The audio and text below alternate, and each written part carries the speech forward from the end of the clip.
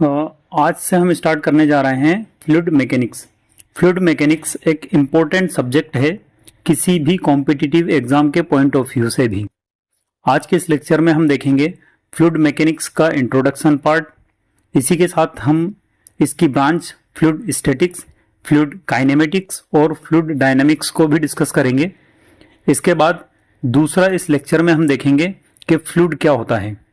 तीसरा हम इस लेक्चर में देखेंगे कि how fluid is different from solid, यानी कि फ्लूइड सॉलिड से किस तरह से अलग होता है।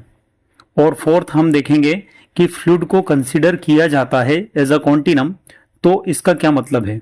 ठीक है, तो चलिए शुरू करते हैं। तो सबसे पहले देखिए फ्लूइड मैकेनिक्स क्या है। तो fluid mechanics is the branch of science which deals with the behaviour of fluid at rest as well as in motion. यानी कि फ्लूइड मैकेनिक्स साइंस की वो ब्रांच है जिसमें हम फ्लूइड के बिहेवियर की स्टडी करते हैं, चाहे वो रेस्ट में हो यानी कि रुका हुआ फ्लूइड हो, या फिर मोशन में हो यानी कि फ्लूइड मूव कर रहा हो। ठीक है, अब देखिए for the simplicity of study fluid mechanics को तीन ब्रांच में बांटा गया है, फ्लूइड स्टैटिक्स, फ्लूइड काइनेमेटिक्स और फ्लूइड डायनामिक्स। अब देखिए तीनों में डिफरेंस क्या है। तो देखिए फर्स्ट ब्रांच है हमारी फ्लूइड स्टैटिक्स। तो fluid statics deals with the study of fluid in rest condition.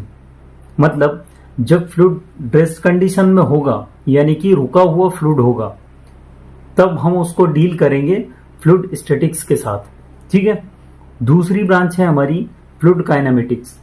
Fluid kinematics deals with the study of fluid in motion without considering the force responsible for motion.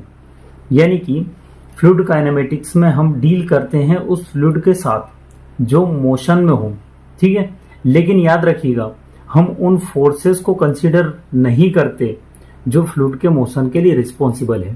ठीक है, अब third branch है हमारी fluid dynamics. तो fluid dynamics deals with the study of fluid in motion by considering the force responsible for the motion. यानी कि fluid dynamics में हम डील करते हैं फ्लूइड की जो मोशन में हो, और उन फोर्सेस को भी कंसिडर किया जाता है जो कि रिस्पॉन्सिबल होते हैं फ्लूइड के मोशन के लिए।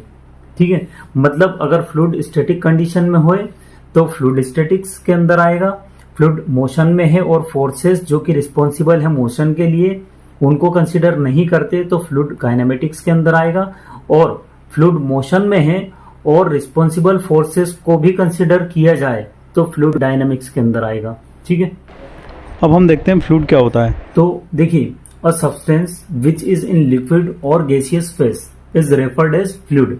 यानी कि वो सब्सटेंस जो कि लिक्विड या गैसियस फेस में हो उसे हम फ्लूइड बोल सकते हैं। ठीक है, अब देखिए किसी भी मैटर की जनरली तीन स्टेट हो सकती है, सॉलिड, लिक्विड और गैस। तो ये जो दो स्टेट है लिक्विड और गैस, उनको फ्लूइड के कैटेगरी में रखा गया है। ठीक है, अब देखिए लिक्विड स्टेट वो स्टेट कहलाती है जो कि जनरली एटमॉस्फेरिक प्रेशर और टेम्परेचर पे विजिबल हो। ठीक है, और गैसियस स्टेट में फ्लूइड जनरली एटमॉस्फेरिक प्रेशर और टेम्परेचर पे विजिबल नहीं होता। ठीक है, अब देखिए फ्लूइड की second definition. A fluid is a substance that deforms continuously under the application of shear or tangential force and no matter how small is the value of applied shear force। यानी कि fluid एक ऐसा substance होता है जिस पर अगर shear force लगाया जाए तो वो कंटिन्यूसली डिफॉर्म होगा, and no matter how small is the value of applied shear force का मतलब ये है कि ये इस बात पर डिपेंड नहीं करता कि लगाया गया shear force कितना स्मॉल अमाउंट का है।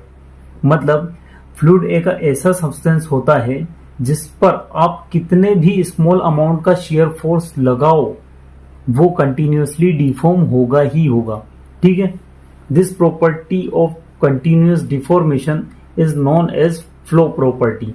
यानी कि ये कंटिन्यूअस डिफॉर्मेशन की जो प्रॉपर्टी है फ्लूइड की, इसे फ्लूइड की फ्लो प्रॉपर्टी कहते हैं, और इसी फ्लो प्रॉपर्टी की वजह से लिक्विड और गैसेस को फ्लूइड की कैटेगरी में रखा गया है।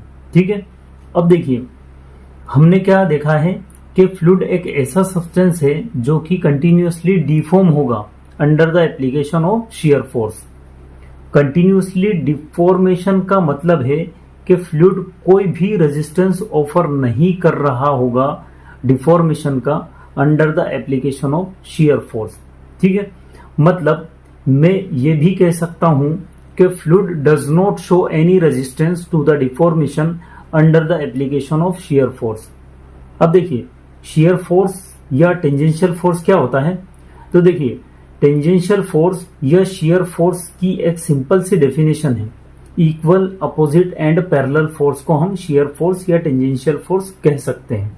फॉर एग्जांपल, ये कोई एक एलिमेंट है, इस पर ये एक फोर्स लग रहा है P इस डायरेक्शन में और दूसरा भी P फोर्स लग रहा है इसके अपोजिट डायरेक्शन में, तो इस तरह का फोर्स टेंजेंशियल फोर्स या शियर फोर्स कहलाएगा। क्योंकि देखिए ये मैग्नीट्यूड में इक्वल है, डायरेक्शन में एक दूसरे के अपोजिट है और दोनों की जो लाइन ऑफ एक्शन है वो एक दूसरे के पैरेलल है। ठीक है, इस शियर फोर्स की वजह से जो स्ट्रेस आएगी वो होगी शियर स्ट्रेस, जो कि मैथमेटिकली होती है shear stress is equal to shear force upon shear area. अब देखिए एक क्वेश्चन है, a fluid is one which can be defined as a substance. तो देखिए अभी हमने फ्लूइड की डेफिनेशन देखी कि fluid is a substance that deforms continuously under the application of shear force and no matter how small is the value of applied shear force। यानी कि छोटे से छोटे shear force को लगाने पर फ्लूइड जो है वो कंटिन्यूअसली डिफॉर्म होगा। तो इसका राइट आंसर है option B, can deform indefinitely under the action of smallest shear force। अब सेकेंड क्वेश्चन है, fluid is a substance that deforms no resistance to the change of, option है pressure, B velocity, C shape और D density. अब देखिए दूसरी definition हमने fluid की क्या देखी थी कि fluid does not show any resistance to the deformation, और डिफॉर्मेशन का मतलब होता है चेंज इन शेप, तो इसका राइट आंसर है ऑप्शन सी शेप। अब हम देखते हैं कि कोई फ्लूइड कैसे अलग होता है किसी सॉलिड से, how fluid is different from solid. तो देखिए in contrary to solid where shear stress is directly proportional to shear strain, in fluid shear stress is directly proportional to rate of shear strain। मतलब देखिए हम solid में क्या पढ़ते हैं कि shear stress डायरेक्टली प्रोपोर्शनल होती है shear strain के, ठीक है, लेकिन फ्लूइड में क्या होगा, shear stress डायरेक्टली प्रोपोर्शनल होगा रेट ऑफ shear strain के। ठीक है, तो देखिए फॉर एग्जांपल ये हमारे पास कोई एक सॉलिड बॉडी है, इस पर अगर कोई शियर स्ट्रेस लग रही है टाउ और इसमें एंगल ऑफ डिफॉर्मेशन यानी कि शियर स्ट्रेन आई फाई, तो यहाँ पर शियर स्ट्रेस डायरेक्टली प्रोपोर्शनल होगा शियर स्ट्रेन के, यानी कि टाउ डायरेक्टली प्रोपोर्शनल होगा फाई के।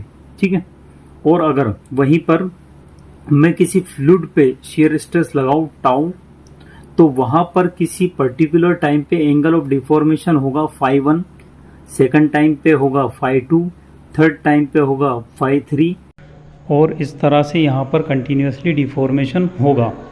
ठीक है, तो यहाँ पर शियर स्ट्रेस डायरेक्टली प्रोपोर्शनल होगा रेट ऑफ शियर स्ट्रेन के, यानी कि टाउ डायरेक्टली प्रोपोर्शनल होगा D phi upon D T के।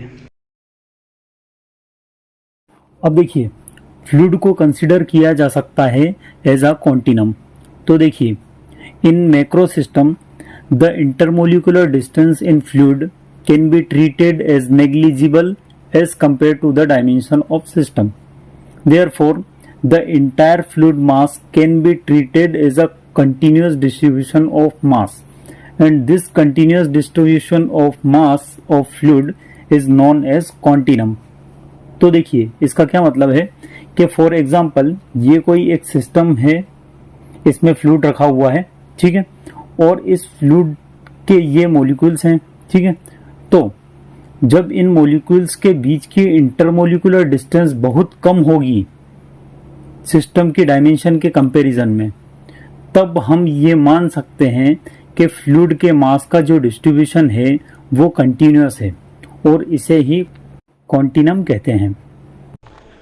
यानी कि फ्लूइड को हम कॉन्टिनम में तभी बोल सकते हैं जब कि फ्लूइड के मॉलिक्यूल्स के बीच की जो इंटरमोलिकुलर डिस्टेंस है वो बहुत कम है जिस सिस्टम में फ्लूइड रखा है उसकी डायमेंशन के कंपैरिजन में। दूसरे शब्दों में हम ये भी कह सकते हैं कि फ्लूइड कॉन्टिनम में तभी कहलाएगा जबकि फ्लूइड जिस सिस्टम में रखा हुआ है उसकी डायमेंशन बहुत ज़्यादा हो फ्लूइड के मॉलिक्यूल्स के बीच की इंटरमोलिकुलर डिस्टेंस के कंपैरिजन में। अब देखिए इस पर एक क्वेश्चन है, continuum approach in fluid mechanics is valid where. तो इसका राइट आंसर है option C, the mean free path of the molecules is smaller compare to the characteristic dimension. इसी के साथ वीडियो समाप्त करते हैं, मिलते हैं अगले वीडियो में।